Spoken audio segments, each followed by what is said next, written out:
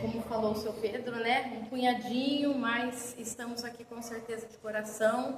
A chuva não assustou, né? Não serviu para assustar a gente, que bom. Agora é esse início de ano, onde estamos voltando com as palestras, né? Semana passada, seu Pedro, hoje eu voltando, semana que vem, Roseli, né, Roseli?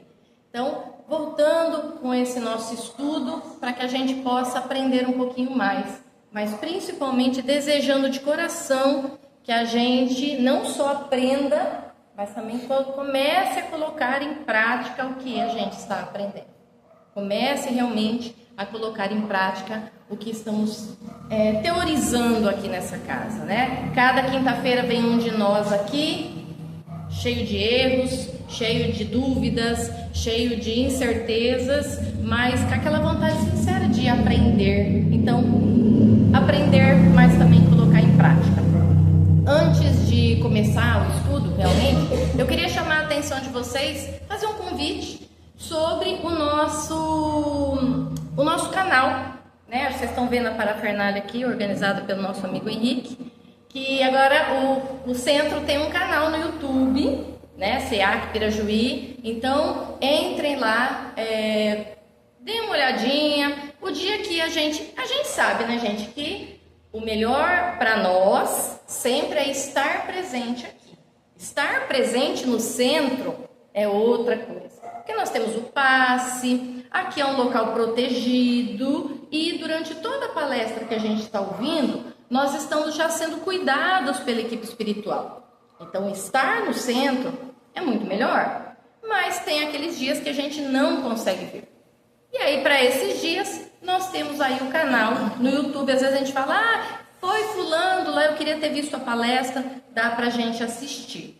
Outra coisa também que é muito boa, porque quando a gente às vezes vem assistir uma palestra e a gente fala, nossa, fulano devia ouvir essa palestra. Claro que não, né, gente? Quem tinha que ouvir era a gente mesmo. Mas, mesmo assim, a gente pode mandar essa palestra para essa pessoa. A gente pode compartilhar essa palestra, pode mandar para os amigos, gostei, acho que a pessoa vai gostar também, acho que fulano tinha que ouvir essas palavras. Então, nós precisamos aí usar essa ferramenta que a gente tem. Que como diz Emmanuel, né, o Espiritismo, ele nos solicita uma espécie de caridade, que é a caridade da sua própria divulgação. E essa caridade tem que ser permanente. Então, a gente reclama tanto que a internet faz tanta coisa ruim pra gente, aí tem uma coisa boa. Então, vamos divulgar esse canal. Vamos divulgar esse canal, vamos assistir, dar uma conferida lá. Isso vale para todas as palestras espíritas, também de outros centros, é claro, né? Hoje nós vamos estudar o capítulo 22 do Evangelho segundo o Espiritismo, Não separeis o que Deus juntou. É um capítulo bem pequenininho, capítulo curtinho, tanto que eu vou falar do capítulo todo hoje, né? Eles têm 5 itens. E esse capítulo, diferente dos demais capítulos do Evangelho, porque a gente vai aprendendo, vai estudando o Evangelho, a gente já vai conhecendo. E a gente sabe que o Evangelho, os capítulos do Evangelho segundo o Espiritismo, eles são basicamente feitos em 3 partes. Ele é dividido em 3 partes. A primeira parte, o texto dos evangelistas, o Evangelho em si, as passagens de Jesus, as passagens bíblicas. Segunda parte, a explicação de Kardec, onde Kardec elucida aquele conteúdo, aquela passagem bíblica. E por fim, existe a parte da instrução dos espíritos, onde espíritos de escola, espíritos de gabarito, espíritos superiores, espíritos evoluídos, que passaram por aquelas experiências, vêm dar o seu testemunho e escrevem os textos, né, que Kardec coloca e reúne de acordo com o assunto. Então, em 3 partes. Esse capítulo 22, ele não tem a terceira parte. Ele só tem a primeira e a segunda. Ele só tem o texto bíblico, que é um texto só, um trechinho só, que é bem curtinho, e a parte de Kardec. Porque, na verdade, ele vai falar apenas de um assunto. De 2, na verdade. 2 assuntos, mas que são entremeados. Que é a indissolubilidade do casamento e o divórcio, né? Então, antes da gente entrar na passagem bíblica em si, a gente tem que lembrar uma coisa muito importante. O conceito casamento e divórcio conotação muito diferente quando Kardec escreveu o Evangelho, quando foi feita a codificação. Tá? Então, naquela época, hoje é diferente. Então, naquela época era diferente. Como que era naquela época? Naquela época, primeiro, o casamento era sobretudo religioso. O que prevalecia para a sociedade, o que realmente era importante, era o casamento no religioso. Porque a França era um país católico e o Brasil também, um país católico. Então, o que predominava o casamento na igreja, né? E não havia o divórcio. Não existia a possibilidade de divórcio, pelo menos não para as pessoas comuns. Por que eu estou dizendo isso, não para as pessoas comuns? Porque o divórcio, na verdade, sempre existiu. Tanto existiu que a gente está discutindo ele agora. Porque Moisés lá atrás falou sobre ele.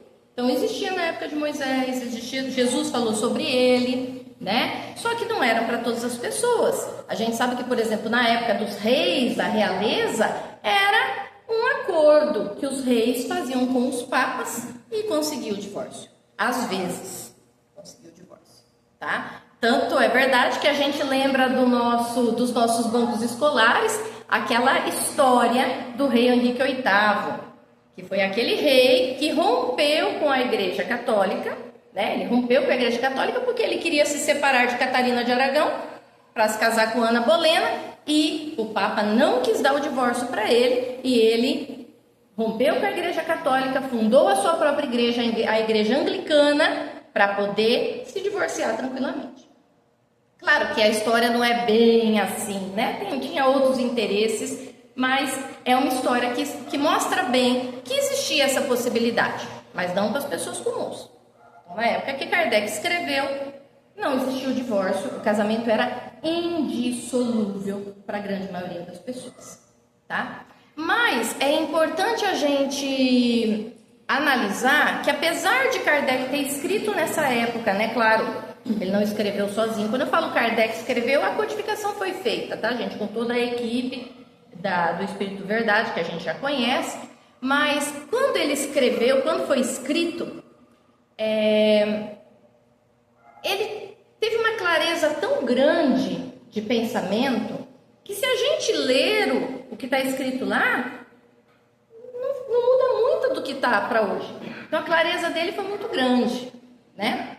Então a gente vai falar um pouquinho disso. E como é hoje para a gente? Hoje, para nós, o Brasil, ele aceita vários tipos de relação, né? Existe não só o casamento, tem o casamento homossexual, tem o casamento também homoafetivo, nós temos também as uniões estáveis, tudo para assegurar os direitos das pessoas que estão envolvidas naquele processo, e o divórcio também hoje é uma coisa praticamente corriqueira, que não era no passado, né? No passado era sempre lembrando que a nossa sociedade é uma sociedade patriarcal, que sempre dificultou para as mulheres. Hoje o divórcio é mais tranquilo para as mulheres, porque hoje a mulher pode se separar, caso ela queira. Antigamente não.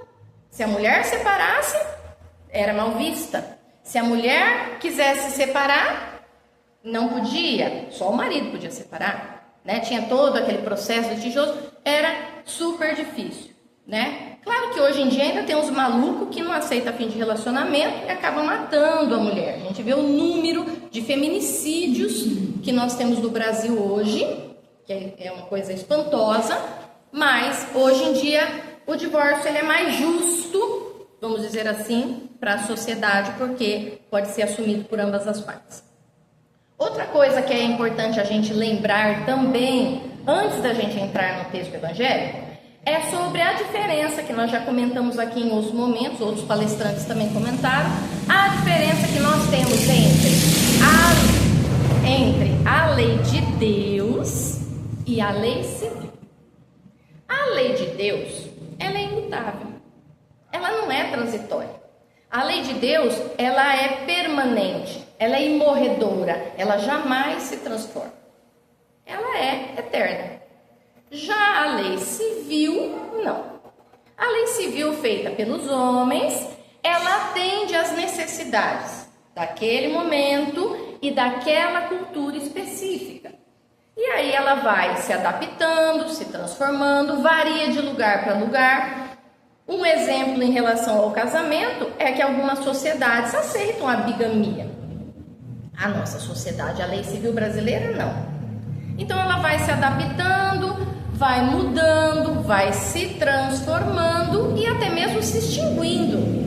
Quando a sociedade se transforma a ponto dela não ser mais necessária, essa lei ela se extingue, né? Então é muito importante a gente ver que essa lei ela serve principalmente para resguardar os direitos das pessoas. A lei civil serve para resguardar os direitos das pessoas. No caso do casamento, nós temos aí essa questão do patrimônio, coisas que, se não existisse a lei, seria um Deus nos acuda, né? E aí Kardec fala nessa explicação a seguinte frase: só é imutável aquilo que vem de Deus.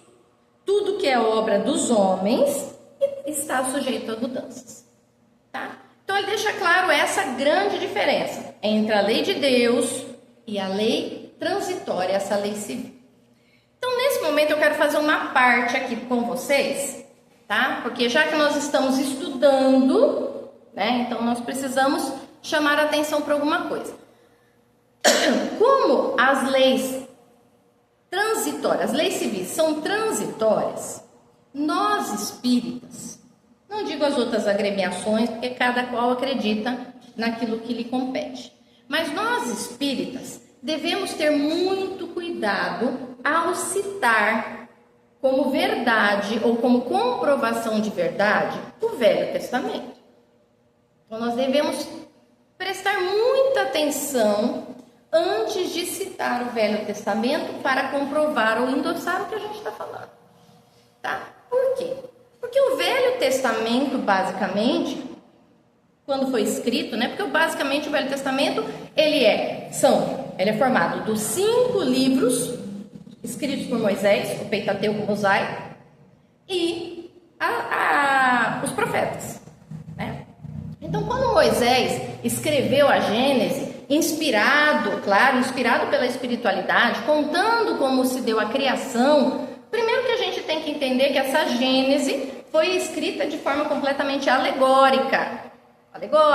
É falado ali na Gênese de Kardec, né, da codificação, que os 6 dias da criação, na verdade, são as 6 eras geológicas, né? Então a gente tem esse cuidado. Depois vem o Êxodo, e no Êxodo aparecem os 10 mandamentos, que é a lei de Deus, a lei imutável. Depois que ele coloca no Êxodo os 10 mandamentos, todo o resto do Êxodo e os outros 3 livros, Deuteronômio, Levítico e Números, são todos feitos de leis civis. Tanto que Deuteronômio significa segundo mandamento. Então, a maior parte daquelas leis civis que Moisés criou e deu vamos dizer assim, ele deu um ar de ser uma lei divina, era para conter os abusos daquele pessoal da era. Imagina que aquela galera que tinha acabado de sair do cativeiro beirava a barbárie. Eram bárbaros, né? Pessoas que precisavam ser contidas por leis bastante severas. Mas eram leis civis. Tanto que lá nos 10 mandamentos o que impera? Olho por olho, dente por dente, que é a lei de Talião. Porque era assim que precisava ser. Mas aí veio Jesus e transformou essa lei de Talião na lei do amor. Ele transformou na lei do amor. E aí ele falou olho por olho, dente por dente? Não. Ele falou para dar a outra face. Então a gente tem que tomar um pouquinho de cuidado com isso, porque nós não seguimos Moisés. O Espiritismo segue o Cristo, o cristianismo. Então tomar bastante cuidado com isso. Muitas vezes as pessoas citam para explicar coisas, mas já são coisas que já não fazem mais sentido para a gente. Então toda vez que a gente tiver que pegar uma base doutrinária para dizer, pegar o que o Cristo disse, o que o Cristo falou em relação a isso. É assim que os espíritas devem se portar, né? Mas vamos lá para o nosso trecho, o nosso texto evangélico da noite, que traz uma lição muito bonita, como falou o seu Pedro. Esse trecho está em Mateus, capítulo 19, dos versículos 3 a 9. Então, o que acontece nesse momento? É uma passagem de Jesus, que Jesus estava ali com os seus discípulos, né? E os fariseus, sempre naquela tentativa de dar uma pegada em Jesus, fazem uma pergunta para Jesus. E fazem a seguinte pergunta: Mestre, é permitido a um homem repudiar a sua mulher por qualquer motivo que seja? Então a gente já vê claramente aí a cara dessa sociedade, que Jesus cansou de chamar de hipócrita, né? Uma sociedade patriarcal e frívola. Então ele não fala e não pergunta sobre o divórcio, pergunta se o homem pode dispor da mulher como ele bem quiser, né? E aí Jesus responde, não leste que aquele que criou o homem, criou-os desde o princípio, macho e fêmea, e lhes disse: por essa razão, o homem deixará seu pai e sua mãe, e se unirá à sua mulher, os dois serão uma só carne. Portanto, que o homem não separe o que Deus juntou. Então, com essa resposta de Jesus, primeiro a gente tem que tomar alguns cuidados. Primeiro cuidado que a gente tem que tomar com essa frase é que muitas pessoas usam essa frase para dizer que Jesus condena a união homoafetiva. E em nenhum momento Jesus fala disso. Ele nem cita isso aqui. Ele está sendo perguntado e ele responde. E como ele responde? Lembrando que ele estava falando para judeus. Ele estava falando para os judeus. Os judeus estavam perguntando para ele e ele tinha que responder de forma que os judeus entendessem. Então ele vai buscar lá na base doutrinária dos judeus, né? Que é a lei, que eu acabei de falar, os 5 livros e mais os profetas. E ele fala, não leste? Não leste o quê? O que ele perguntou? Não leste? Essa parte que ele fala não leste a Gênesis, porque essa parte que ele vai citar está na Gênesis. Gênesis, capítulo 1, versículo 27. Então ele fala, não leste o que foi escrito? Né? Então ele fala que criou o homem desde o princípio, macho e fêmea, tal. E quando ele fala isso, assim como Moisés lá atrás citou na Gênesis esse fato de macho e fêmea, ele está falando de uma lei natural, que é a lei da procriação. A procriação é uma lei natural. E como diz o próprio Evangelho ali nosso, né, no item 3, Kardec coloca ali, é uma lei que rege, que é comum a todos os seres vivos. Todos os seres vivos têm essa questão para a procriação, porque no nosso patamar evolutivo, no nosso planetinha, nós ainda, a procriação se dá dessa forma. Mesmo a gravidez assistida, né? Na minha época eu falava neném de proveta, viu, gente? Mas não vou dizer isso, senão vocês vão saber a minha idade, tá? Então, a gravidez assistida tem que unir a célula do homem, do macho, né? E da fêmea. As plantas, você quer uma que dê fruta, você tem que plantar. Então, as plantas também têm essa questão, porque isso é uma lei natural. É a lei da procriação.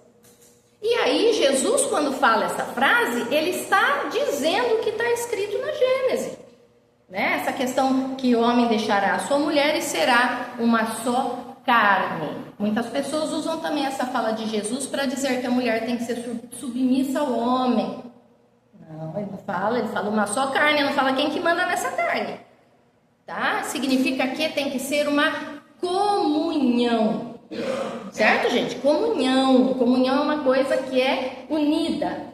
E aí vem Jesus na fala dele, que ele fala, portanto, que o homem não separe o que Deus juntou. Essa sim é Jesus. Jesus estava citando a Gênesis, e aí ele fala, depois que ele termina, não leu essa parte, ele fala, portanto, que o homem não separe o que Deus juntou. Certo?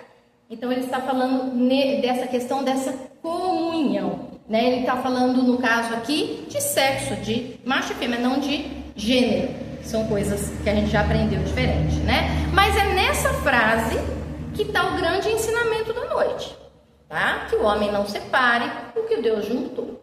Mas os fariseus não estavam preocupados em aprender com Jesus. Você acha que eles estavam ouvindo o que Jesus estava falando? Será que eles entenderam a profundidade dessa frase de Jesus? Não, eles queriam pegar Jesus. Eles queriam dar um jeito de comprometer Jesus. E aí eles retrucam, né? Eles dão a resposta. Mas então, né, tipo, se não pode separar, mas então, por que Moisés ordenou que se desse a carta de divórcio à mulher e que se a repudiasse? E aí Jesus responde: é por causa da dureza dos vossos corações que Moisés permitiu repudiar vossas mulheres. E aí ele segue falando, né, sobre a questão do adultério, que era a única forma para repudiar e tal, né? Então, gente, perceba o que Jesus responde. Ele fala sobre a dureza dos vossos corações. Então, por que Moisés disse que o homem podia repudiar a mulher só em caso de adultério? Vamos voltar no que nós já ouvimos aqui hoje. As leis civis eram para quê? Para coibir os abusos. Então, Moisés precisou fazer essa lei, porque senão o homem pegava uma mulher hoje, descartava essa mulher, pegava uma amanhã. Trocava a mulher como se ela não fosse nada. Então, de uma forma para proteger essas mulheres que eram abandonadas, Moisés fez essa lei. E quando eu digo proteger mulheres abandonadas, eu não estou falando de um abandono de hoje, não, gente. Porque o abandono de hoje, o marido larga a gente, né? Segue a vida. Naquela época, não. O marido era o provedor. Imagina, a mulher, ela vive naquela casa. O cara botou uma mulher diferente lá, aquela é posta na rua. Então, para proteger. Agora, precisava proteger essas mulheres se os homens minimamente se colocassem no lugar daquelas companheiras deles? Será que se o homem se colocasse no lugar daquela mulher abandonada, que ia perder tudo da noite para o dia, ele faria isso? Não, não faria. Então, é preciso que haja essas leis por causa da dureza do coração dos homens. E isso vale para a gente hoje, gente. Por que existem tantas leis? Por causa da dureza dos nossos corações. O dia que nós nos colocarmos no lugar dos outros, o dia que nós, como falou o seu Pedro, né? A gente amar o próximo, fazer ao próximo o que a gente gostaria que fizesse pra gente, não vai precisar nem de código penal. É que vai precisar ter uma lei para impedir que alguém roube o outro? Por que precisa ter lei para impedir que uma pessoa mate a outra, que estupre a outra, que faça, que roube, que faça um monte de coisa? Por causa da dureza dos nossos corações. Nós ainda temos o coração muito endurecido, né? Então, a gente não precisaria disso. E então, como eu falei, a lição da noite hoje é essa, que que o homem não separe o que Deus juntou. O que Jesus estava falando nesse momento aqui, né? Ele estava falando sobre a lei do amor. Quando Jesus fala que o homem não separa o que Deus juntou, ele estava dizendo o homem é um mundo material. Que o mundo material não separe o que Deus juntou, ele está falando do amor profundo, do amor verdadeiro, da união sincera entre as criaturas, aquelas uniões que perduram vidas ininterruptas. E eu vou mais além. Quando ele fala aqui, quando Jesus falou essa frase, ele não estava falando apenas dos casamentos, das uniões conjugais. Ele estava falando de todas as uniões feitas pelo amor sincero. Aquelas uniões que a morte não separa. Então, aqueles amigos, aqueles primos queridos, os irmãos, aquelas relações de pai, mãe, de filho, de todas, né? Todas essas relações que realmente são feitas com base no amor verdadeiro, não separa. Não sei por que separa esse tipo de amor. A gente morre na outra encarnação, a gente se reúne e a gente se reencontra com essas pessoas queridas. E a gente, conhecendo o Espiritismo, sabe que essas pessoas que nos antecederam nessa viagem vai nos esperar lá do outro lado. Então, a morte não acaba com esse vínculo de amor. Nem a morte, nem o tempo, nem nenhum problema que exista. Que se existir amor verdadeiro, esse amor sincero, que Jesus ensinou, né? Ele vai ser superado de alguma forma. Então, estamos falando dessa lei do amor. Algumas pessoas entendem erroneamente essa questão de que o homem não separa o que Deus juntou. Quando falam que Deus juntou, eles entendem a questão do casamento no religioso.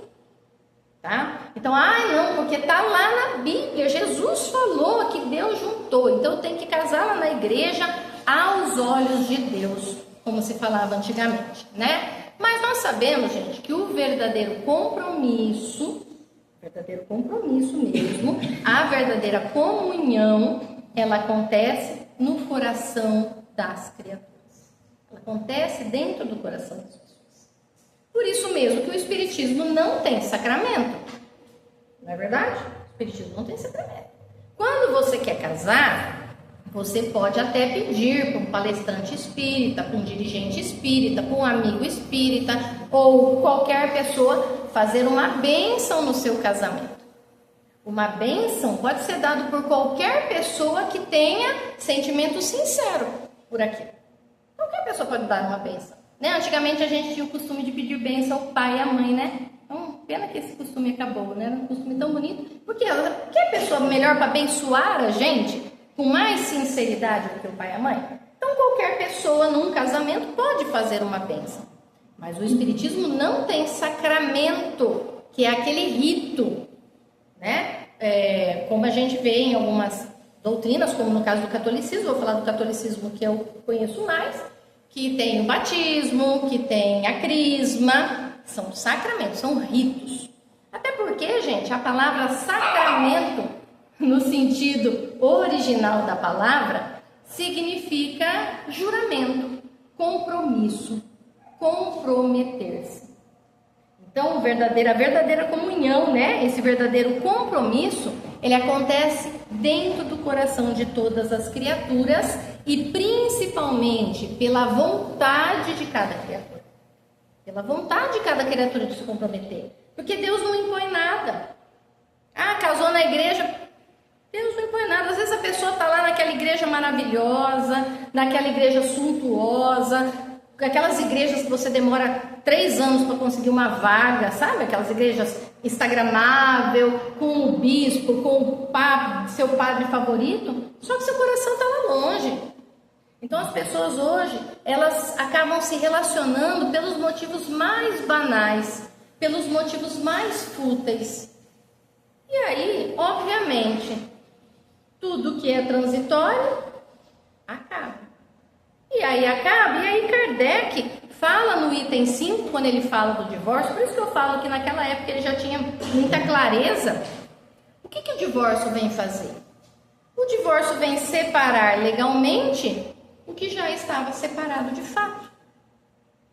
Vem separar legalmente o que já estava separado de fato. Porque não adianta você ficar batendo naquela tecla se o casamento foi construído, como diz, a gente ouve no Evangelho, né? Foi construído sobre a areia. Não tem uma base sólida. As pessoas não se comprometeram naquela união por motivos sólidos. Quando passou o desejo, quando passou a juventude, quando passou todos os motivos que levaram àquele casamento, o que acontece? Eles acabam se deteriorando, acaba sumindo, acaba desaparecendo. Então, Kardec falou, então o divórcio acontece para separar, de fato, no papel legalmente, aquilo que já estava separado. Mas aí, a gente tem uma galera, até mesmo dentro do espiritismo, tá, gente? Que eu chamo esses, quando a gente faz isso, eu falo que são espíritas carolas. Tá? O que é um espírita carola? Quando que a gente é um espírita carola? O espírita carola é aquele que saiu do catolicismo, mas o catolicismo não saiu dele. tá? Então, ele fala em pecado. Já viu o espírita que fala em pecado? Então, ele fala em pecado, ele fala, por exemplo, que todo mundo que morrer tem que passar no umbral, porque é o que é, aquele pensamento lá da época do purgatório, que a gente aprendeu lá no catolicismo que tinha o purgatório. A gente acha que não precisa ajudar o outro, não, porque o outro tem a sua provação. Porque está nessas pessoas, e às vezes até na gente, está enraigado em nós, como espíritas carolas, a ideia de que a gente precisa sofrer para chegar ao Pai. Né? É um conceito tão medieval isso, né, gente? Que a pessoa precisa sofrer para chegar ao Pai. Gente, espíritas, nós podemos ser felizes. Nós podemos chegar ao Pai pelo amor. Nós não precisamos sofrer para chegar ao Pai. E nós temos o costume, muitas vezes, também de pensar, e isso eu me coloco, acho que todos nós passamos por isso, e de enxergar essa colheita, que o seu Pedro falou bem, né, que a gente tem que escolher as sementes, a gente vê essa colheita como um castigo. Olha, que coisa mais atrasada que pensar que isso é um castigo para mim? Não, nós espíritas temos que ver as consequências dos nossos maus atos como uma oportunidade de crescimento, como uma forma de aprender, como mais uma chance de rever aquilo que errou. Assim como o professor coloca o aluno de recuperação, não para castigá-lo, mas para que ele aprenda aquele conteúdo que ele não tem e que ele vai precisar lá para frente, é assim que a gente tem que enxergar. Porque, gente, Deus não castiga. A lei de Deus não é feita para castigar. Não é. O que Jesus falou para nós? Vamos lembrar da frase do mestre. Quando uma ovelha se perder, o que ele falou? Ele falou que ele manda os cachorros ir lá e buscar e trazer a ovelha? Não. Ele falou que ele deixa todas as ovelhas e vai buscar aquela que saiu do aprisco e atrás no colo. No colo, gente. Então, quando a gente errar, a gente não está jogado. A gente está no colo de Jesus. Ele está trazendo a gente no colo. Porque se Deus é todo justiça, Deus também é todo misericórdia. Deus é todo misericórdia. A gente nunca pode esquecer disso, que Deus é todo misericórdia. Então a gente não pode pensar nas coisas como se elas fossem isso e é isso e é isso. O amor de Deus é tão grande, que são tantas as variáveis. Nós somos um a um. Ele olha um a um. Cada um de nós, segundo as suas obras, mas também segundo o olhar compassivo do Pai. Então, quando eu falei disso aí, para falar desses espíritas, alguns espíritas dizem que a gente não pode separar. Porque se a gente separar, a gente sai do plano A e vai para o plano B. Gente, já ouviram isso? É o plano A. Gente, vou trazer uma verdade para vocês, tá? A gente não está no plano A. A maioria de nós não está no plano A. O plano A é para missionário. Aquele cara que faz tudo certinho, que vem e faz tudo certinho. Aquele está no plano A. Nós estamos no B, C, D, F, J. Por ali. Tá? Porque a gente vive fazendo lambança. E aí, pobre do nosso anjo da guarda. Que, ai, pelo amor de Deus, deixa eu dar uma acertada para ela aqui. Nossa, vou colocar essa pessoa aqui no caminho dela porque ela já perdeu as outras duas. Deixa eu tirar ela desse emprego, porque se ela continuar nesse emprego, ela vai se perder mais ainda. E é assim que funciona. Quando eu digo, gente, ainda que plano A é para missionário, e olha lá, tá? Eu tô falando, que quer mais que a história de Paulo de Tarso? Não é uma fonte fidedigna, mas a gente acredita tranquilamente, pela nossa razão, que Paulo de Tarso não fez o plano A, né? Como que é a história de Saulo? Vamos voltar para Saulo, né? Então imagina que Saulo, que depois virou o apóstolo Paulo, não era um espírito qualquer. Ele com certeza era um espírito preparado para estar aqui e divulgar o cristianismo. Ele foi todo preparado, foi todo, fez toda essa preparação para reencarnar aqui, conheceu, aprendeu línguas, estudou a lei judaica, se tornou um doutor da lei, um cidadão romano, para ele conseguir fazer a missão dele. E aí qual seria a missão dele? Divulgar o cristianismo, essa é a missão dele. Aí ele deveria o quê? Imaginamos nós que ele deveria, como ele conheceu Abigail, que virou a sua noiva, né? Quem leu, já leu Paulo e Estevão, sabe do que eu estou falando. E aí, pelo amor de Abigail e pelo amor do seu irmão Gesiel, que depois virou Estevão, ele deveria se converter ao cristianismo e ser o grande divulgador da doutrina espírita, do cristianismo, né? Mas ele quis? Não. O seu orgulho e a sua arrogância não deixaram, era um espírito preparado, mas ele não. E aí, o que ele fez? Todo tipo de atrapalhada por causa dele. Estevão foi morto, né? Foi lapidado, foi apedrejado, e todas aquelas coisas foram ocorrendo, e ele mesmo assim continuou na perseguição com os cristãos, todo aquele processo que eu não vou contar porque a gente não tem muito tempo, até que chegou uma hora que Jesus falou: não, gente, chega, eu vou perder o meu melhor soldado, eu não posso, vamos fazer alguma coisa para trazer Paulo de volta. E aí, quando Jesus aparece para Paulo na estrada de Damasco e faz aquela famosa conversão de Damasco. Primeiro ele faz o que? Ele deixa Paulo cego. Botou Paulo no cantinho do pensamento. Que não tem nada que faz a gente pensar mais do que uma boa doença. Botou ele no cantinho do pensamento e falou: Paulo, pensa aí. E aí, Paulo vai e depois Paulo sofre, né? Será que ele teria sofrido tanto? Paulo pegou o plano B.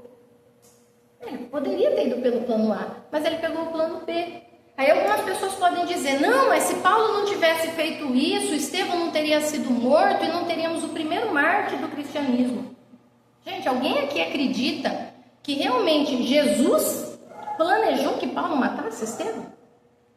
Tá lá na reunião antes de reencarnar. Imagina a reunião de Jesus antes de reencarnar. Gente, eu preciso de alguém aí para matar Estevão. Quem quer? Quem quer? Ah, vai você, viu, Paulo? Você vai matar Estevão.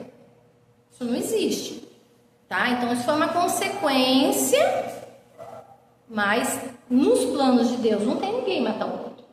Então com certeza a gente pode dizer aí que foi no plano B, ok? Então, gente, não fiquem pensando naquele sacrifício. Nossa, eu estou vivendo um relacionamento com violência, com toxicidade, eu estou vivendo um relacionamento horrível, mas eu não vou sair porque eu não posso sair da minha programação reencarnatória.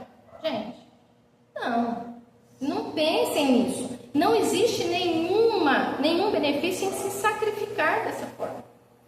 Eu vi uma vez um palestrante falando que a mulher disse assim para ele, nem lembro agora quem foi o palestrante, mas ele falou assim: eu vou ficar a vida inteira com meu marido eu tô tolerando ele. Vocês já devem conhecer essa história, né? Eu tô tolerando ele porque na próxima encarnação eu não quero saber de voltar com ele. Aí o palestrante falou: irmã, muito bem. Então você veio essa encarnação para aprender a tolerar. Na próxima você vai voltar como mulher dele para aprender a amar. Então é isso, gente. O sacrifício só vale a pena se houver amor. E esse amor precisa ser preservado, precisa ser construído. Porque como diz Paulo de Tarso, se não houver amor, nada disso me aproveitaria. Então nós precisamos pensar, né? Então quer dizer que eu posso separar a vontade? Não é isso que eu estou falando, nem o que Jesus falou, né? Nós não temos que nos preocupar com essas convenções de ficar, como disse Kardec, junto, se já está separado. A gente tem que estar junto, mas fazer valer aquele junto. Uma coisa que a gente tem que tomar bastante cuidado, que era uma coisa que antigamente não se falava muito, que é sobre a responsabilidade emocional. Antigamente ninguém falava sobre esse conceito, né, gente? Até porque a gente não tinha capacidade, a nossa sociedade não tinha capacidade de entender isso. A gente pensava assim: a pessoa gosta de mim, é problema dela, né? Não é assim, não é bem assim. Tanto que tem lá naquela frase famosa do livro Pequeno Príncipe, que a maioria de vocês devem ter lido, ou se não leram o livro já ouviram falar, quando a raposinha fala pro Pequeno Príncipe: Tu te tornas eternamente responsável por tudo aquilo que cativas. Essa é a responsabilidade emocional. Então, se você não está disposto a atender determinadas expectativas, se você não está disposto a responder por aquele afeto, não desperte. Se você não está disposto a ficar, seja claro, seja sincero. Se o amor acabou, se acabou a relação e você foi sincero o tempo todo, é claro que numa separação sempre um sofre mais do que o outro. Mas se você for sincero o tempo todo, você não alimentou expectativa para conseguir coisas, né? A gente já ouve muito falar disso em romances espíritas. Tudo bem, vale aqui pra gente a mesma regra da obsessão. Qual é a regra da obsessão? Né? Na obsessão é assim. Por que Deus permite a obsessão? Deus não permite. Quem permite é a gente. Né? Quando nós estamos dando abertura para o obsessor? Quando a gente comunga com as ideias dele. Quando a gente tem algum compromisso não realizado com ele. Aí a gente abre caminho para esse obsessor. E a obsessão acontece. Mas se a gente está na nossa, não. A mesma coisa aí. Se você for sincero e honesto, não tem problema. Nada será cobrado de você. Agora, se não for, você está assumindo um compromisso. E esse compromisso, de alguma forma, vai se desenrolar aí. Para terminar, gente, porque eu já estou invadindo muito aí o tempo, tá? Eu vou deixar 2 frases que é para a gente refletir sobre esse assunto, que seria um assunto que daria até mesmo uma palestra. Mas 2 frases. Uma de Paulo, que eu citei, que ele fala no Coríntios 13, que a gente conhece esse texto, que ele fala, só o amor permanece. Então, só o amor que vai durar. O resto, gente, é matéria. O resto é transitório. Esse corpo aqui, ó, transitório. Essa casa aqui é transitória. Esse planeta é transitório. Um dia isso aqui vai acabar. A única coisa que vai permanecer é o amor, que a gente vai construir todo dia. Hoje amamos pouquinho, amanhã amamos mais e vamos amando e amando sempre mais. E a outra frase de Jesus, né? Que seu Pedro deu spoiler aí, amem uns aos outros como eu vos amei. Porque o dia que a gente não só ouvir essa frase, mas vivenciar essa frase, a gente vai extinguir todas as misérias humanas. Todas as misérias humanas vão acabar no dia que a gente souber amar ao outro como Jesus nos amou. Muito obrigada. Fiquem em paz.